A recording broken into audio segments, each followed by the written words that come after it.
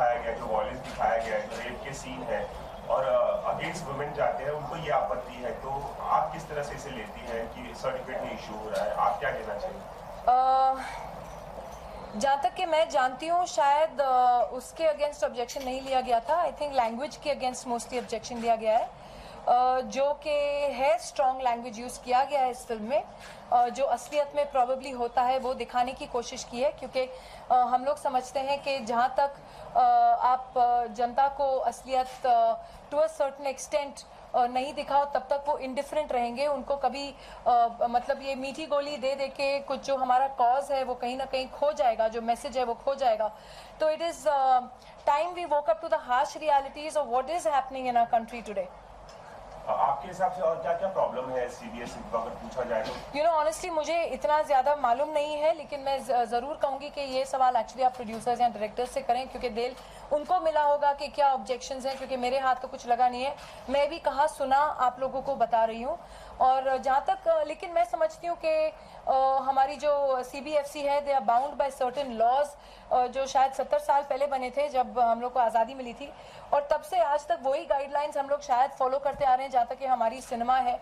And अब time आ गया है बदलाव का। हम बात करते हैं न्यू प्रोग्रेसिव इंडिया, तो कहीं ना कहीं हमारे ये जो लॉज हैं उनमें अमेंडमेंट आना ज़रूरी है। आप लोगों को मालूम है कि अमोल पालेकर साहब ने भी सुप्रीम कोर्ट को अप्रोच किया है, श्याम बेनेगल जी की भी रिपोर्ट आई है। तो सब इंतज़ार कर रहे हैं कि अब बदलाव आना ज़रूरी, कि अगर ए सर्टिफिकेट भी मिला है, अगर हमको और ए सर्टिफिकेट मिलता है तो फिर क्यों इतने सारे cuts? Why is the film always dumb down? कि क्या हमारी जनता को ऐसे थोड़ी है कि बच्चे हैं जो समझ नहीं पाएंगे कि क्या हम दिखाना चाह रहे हैं और क्या है सामने? तो I think it is time कि ये जो आर्किक लॉज हैं, ये जो बहुत सालों पहले बने हुए हैं, आज के तौर के लिए बदलने आई थिंक ज़रूरी है। नॉर्मली ऐसा होता है कि जब फिल्मों में स्ट्रॉन्ग लैंग्वेज या गालियों का इस्तेमाल होता है तो सेंसर बोर्ड को जब आपत्ति होती है या तो कट्स मिलते हैं या अभी ऐसे कितनी फिल्में हैं जो मैं नाम ले सकती हूँ गिन के, जो जिनका सेंस ऑफ ह्यूमर इतना वल्गर था, उस समय ऑब्जेक्शंस क्यों नहीं उठे गए? और यहाँ जब हम एक स्ट्रॉन्ग मैसेज जो असलियत दिखाना चाह रहे हैं कि हमारी सोसाइटी क्या हो गई, we actually showing a mirror to the world के थोड़ा कुछ बदलाव आए, तो ऑब्जेक्शंस उठते हैं। वो थोड़ी सरप्राइजिंग बात हो जाती है। लेकिन जहाँ तक मैं समझती हूँ कि सेंसर बोर्ड के जो हैं, जो पहले शर्मिला जी रही, अब प्रहलाद जी रहे, इनके मेरे हिसाब से तो जितने ऑफिसर्स हैं उनके हाथ बंधे हुए हैं, क्योंकि हमारे लॉज ही ऐसे हैं, हमारी गाइडलाइंस ही ऐसी हैं। तो एक विच हंट करने से और किसी एक के ऊपर पूरा इल्ज़ाम डालने से कुछ हल नहीं होने वाला है। This is a move that has to be taken from within the courts and the law.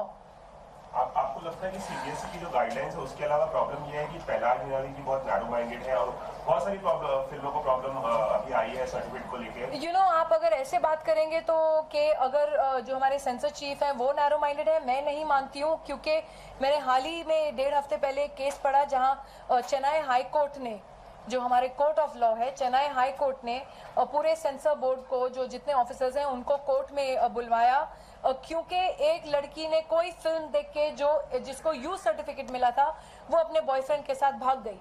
तो इसलिए चेन्नई हाई कोर्ट ने सीबीएफसी को दोषी माना कि तुम लोग ने कैसे पास की है यू सर्टिफिकेट फिल्म कि एक लड़की ने फिल्म देख के वो अपने बॉयफ्रेंड के साथ भाग गई।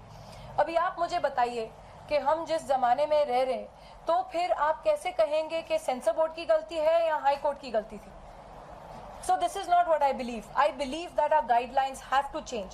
We have to go towards a more liberal and a more progressive society today. Are you not hopeful with the revising? You've come back again?